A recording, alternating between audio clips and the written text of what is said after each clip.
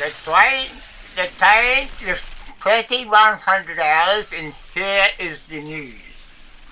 Sherlock Holmes has been mustered in on some extracurricular case to search for two oversized rare Bogongs moths that may or may not have been displaced somewhere between the nefarious packing room of a well-known...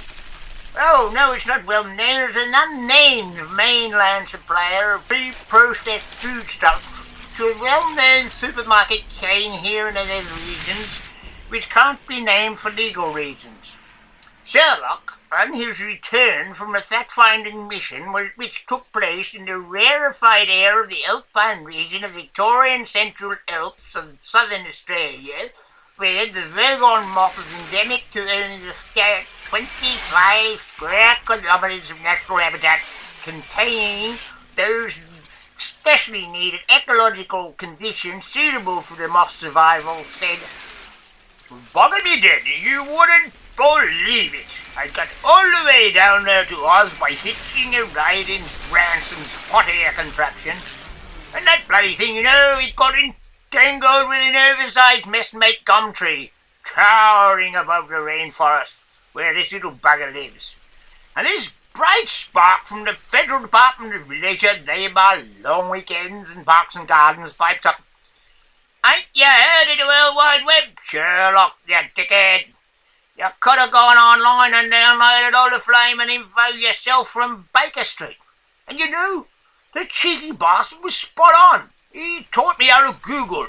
And after a few hiccups, which is pretty darn messy in itself, I can tell you that, but with all this dry reaching and that sort of stuff, I was onto the right money. According to the last census, the population of the rare Bogongs moth had dropped from a total number of 30 to a now strikingly dangerous number of 28. An alarming result which has the Food Preservers and Conservation Department up in arms.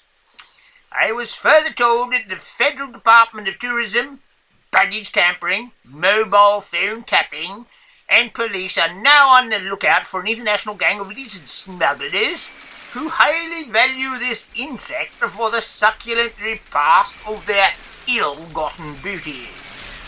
Then, on my return to the Pearl of Fragrant Harbours, that's a misnomer if ever I've heard one, as the sewage coming out of Causeway Bay is the only thing that keeps the yacht club afloat there, I am reliably told. In Hong Kong, I got my next clue from someone rapping on in a seedy music bar in Wan Chai, where I momentarily dropped in to seek some succour and some cigars to revive my flagging spirits, which, after oogling a few of the women there, worked wonders as I came out as firm as a cucumber.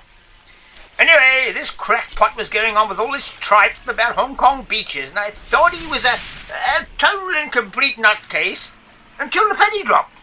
He intoned.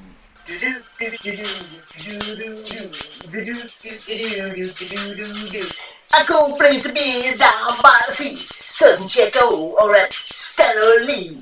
A repost bay with rich and famous play, Sun and Stellar's swimsuits in red and so gay.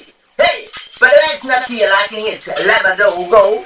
Home Shinny Beach, don't you know, is a second to none. Except, of course, to the one at my woe. Oh, love that beach at my woe. Just heave, hold that, you scratch my back and I'll scratch yours. Oh, yeah, those nails goes a real ding-a-ling. Lasses Latinos from the Isles of the Filipinos. By this time, I was about to bash the miserable bastard over the brain box with a bar stool. Crabs, crustaceans, mollusks to swell your buttocks, Bogongs salads in an air so rare, it increases by centimeters the girth of your underwear. Oh, Bogongs salads in my woe, what a place to go, go, go. My woe, Bogongs salads, hey, yeah, wow. Was the vital clue I'd been searching for. I headed directly to my woe to uncover a whole minefield of information that would eventually nail the dastardly, evil, swindling mastermind behind this whole devious plot to trick the world into believing You can eat your moth and have your salad too. Moth attack! Moth attack! Moths attack insane UK gypsy in his cuckoo nest as his smoke screens turn into chemtrails and leave his ass suffocating and mind-splittingly decaying as he becomes the casualty of an asylum prophecy. Stop press! Unconfirmed reports from Cheek Lapcock Conning Tower had it that contrails witnessed over Lantau Island were simply the results of a few crazed Aussies free-falling from Lantau Peak to burn off excess methane flatulence before returning home in order to avoid the July 1st introduction of the carbon tax. These reports were later debunked by British Air Vice Chair Marshal Vernon Ferdinand von Strittenberg, who was last seen photographed by Lapcock security as he inflated the front left tyre of his aging VIP Viscount jet with his grandson's bicycle pump.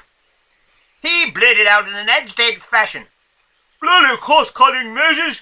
As I can tell you with the full authority of the British Foreign Affairs Office firmly behind me that the contrail activity recently in evidence in these particular skies was not that of the Australian belches farnarkling about.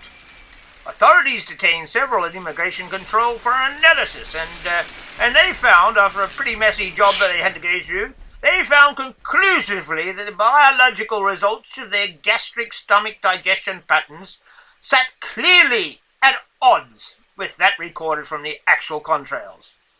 There is no question about it. It's the work of that dastardly, shifty UK gypsy now resident somewhere in the Mollywoe area, whom security have been in pursuit of for many years. Now we have him pigeonholed, and we are moving in on him determinedly, with that true British grit and valour we are well known for." And that concludes the 2100 edition of the news. Next edition will be at 2400.